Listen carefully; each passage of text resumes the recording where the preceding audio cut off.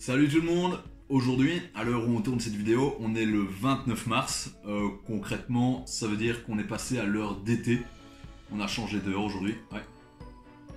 Si comme moi vous êtes confinés, ça change pas grand chose parce que je sais même plus trop quel jour on est. Mais voilà. Tout ça me donne quand même l'opportunité de vous parler de Undo. Alors, Undo, quel rapport avec le changement d'heure, vous allez me dire? Eh bien, dans Undo, vous allez voyager dans le temps. Voilà.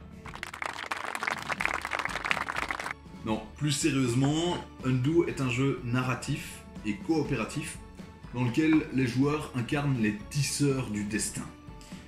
Ça veut dire que vous avez la possibilité d'arrêter le temps et de voyager à différents moments d'une histoire. Mais de grands pouvoirs impliquent de grandes responsabilités. En effet, dès le début, vous êtes dans une situation pas top. Vous découvrez la première carte et en général, quelqu'un meurt. C'est pas top. Après s'être plongé en lisant la première carte dans le début du scénario d'une manière un peu froide, il y a déjà un premier choix qui s'offre à vous. Vous allez voyager, vous allez choisir une époque, un lieu, de façon collégiale, de façon collective. Vous discutez entre vous, vous vous mettez d'accord, il y a toujours un joueur qui peut trancher, mais vous essayez de faire ça tous ensemble, et c'est parti. Vous prenez ce lieu et vous le découvrez. Alors, ça peut aller d'il y a quelques minutes ou quelques heures avant le décès, comme ça peut remonter, comme dans ce scénario-ci, jusqu'à il y a 3000 ans en Égypte antique. Voilà, ça c'est pas mal. Vous êtes prisonnier du passé. Faut quand même un peu réfléchir, parce que des voyages dans le temps comme ça, eh bien, vous en avez pas autant que vous voulez. Vous allez en faire un certain nombre, et vous n'allez pas pouvoir découvrir toutes les cartes. Bon, une fois que vous avez fait votre choix, s'offre à vous 3 possibilités. Un peu comme dans une aventure dont on est le héros. La réponse A, la réponse B et la réponse C, pas la réponse D. Vous choisissez une des 3 options, c'est la manière pour vous d'interagir avec l'histoire, de modifier peut-être l'histoire, et quand vous choisissez, eh bien ça va vous donner des points positifs ou négatifs. Une fois que vous aurez fait tous vos voyages dans le temps, une fois que vous aurez utilisé tous vos sauts temporels, eh bien vous allez additionner, vous allez faire la somme de tous vos points et vous allez découvrir si vous sauvez ou pas cette personne. Voilà grosso modo comment se joue Undo.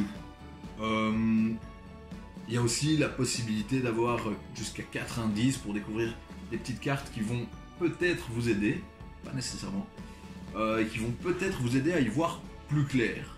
Mais au-delà de tout ça, au-delà de la manière dont on joue à Undo, il y a plein de choses qui font qu'on avait envie vraiment de vous en parler aujourd'hui. En fait, il l'indique très clairement sur la boîte, c'est un jeu de 2 à 6 joueurs. Je vous le dis tout de suite, vous pouvez très bien y jouer tout seul.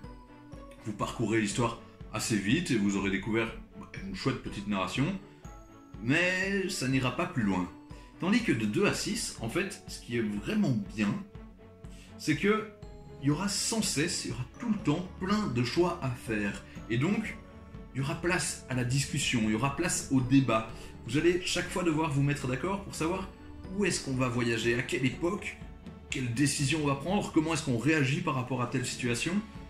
Vous allez échafauder des théories, parfois des délires complètement absurdes. Bref, c'est vraiment en y jouant en groupe que ça devient une super expérience temporelle, et c'est vraiment à partir de ce moment-là que ça durera aussi approximativement 1 heure, ça va parfois un peu plus vite, mais voilà. Je vous conseille vraiment d'essayer Undo, et là où l'éditeur Gigamic est vraiment très malin, c'est que vous avez la possibilité de le faire sur leur site internet. Je vous mettrai la description de toute façon juste en dessous de la vidéo, mais il y a 2 versions démo qu'on retrouve dans les boutiques de toute façon, hein. Espoir, Noyé, et alors il y a Rien n'est éternel, un peu plus récemment. Ces 2 histoires sont vraiment allégées par rapport aux 3 histoires qui sont sorties, qui sont Prisonniers du passé, Ruelle pourpre ou encore Le printemps des cerisiers. C'est allégé, donc il y a quelques petits reproches, c'est un peu moins profond, un peu moins passionnant, c'est mon point de vue, hein, mais voilà, que les 3 boîtes qu'on retrouve actuellement au commerce. Mais essayez ces versions démo, si vous y jouez, essayez d'y jouer en groupe, pour voir si vraiment tout ce que je viens de vous raconter fonctionne aussi chez vous, je l'espère. Et puis sachez aussi que 2 nouvelles boîtes sont en route. Il y a la fièvre du trésor, et alors pour les amoureux de l'œuvre de Lovecraft, vous avez aussi le savoir interdit.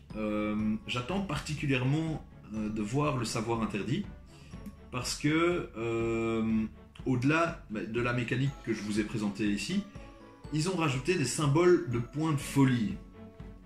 Et voilà, apparemment, quand on prend des décisions, on pourrait se prendre quelques points de folie qui vont détériorer notre score de fin de partie. Bref, j'ai hâte de voir tout ça.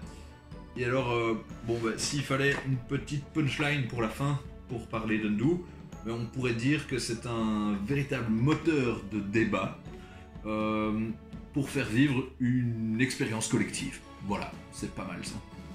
Allez, on se retrouve très bientôt, j'espère. Portez-vous bien et à bientôt.